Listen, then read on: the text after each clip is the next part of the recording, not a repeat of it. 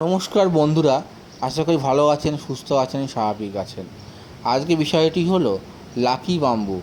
Lucky bamboo আমরা প্রত্যেকেই ঘরে লাগাই, কিন্তু আমরা জানি না লাকি বাম্বুর সঠিক জায়গা কোনটা।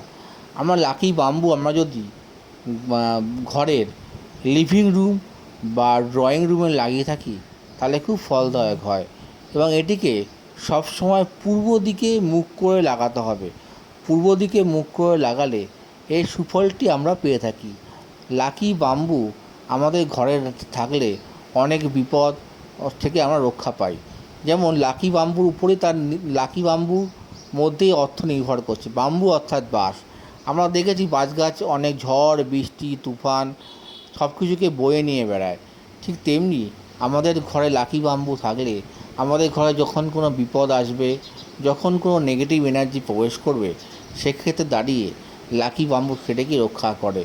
লাকি বাম্বু আমাদের ঘরের নেগেটিভ এনার্জিটাকে দূরে সরিয়ে দিয়ে পজিটিভ এনার্জিকে নিয়ে আসে, ঘরের সুখ সমৃদ্ধি বাড়ায়। তাই লাকি বাম্বু ঘরে লাগানো খুবই ভালো, খুবই ফলপ্রসূ।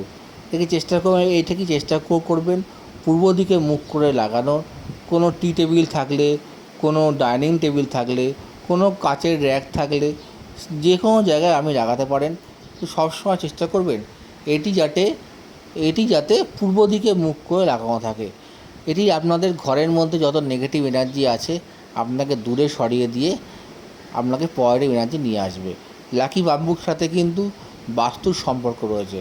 আপনাদের গৃহে বাস্তু দোষ থেকে থাকলে লাকি বাম্বু সেই বাস্তু দোষ কিন্তু আপনাদের কাটিয়ে দেবে। আপনাদের ঘরে আস্তে আস্তে পজিটিভ এনার্জিগুলোকে নিয়ে আসবে। ভিডিওটি ভালো লাগলে অবশ্যই লাইক, কমেন্ট, সাবস্ক্রাইব করবেন। ভালো লাগলে শেয়ার করবেন। ভালো থাকবেন, সুস্থ থাকবেন। নমস্কার।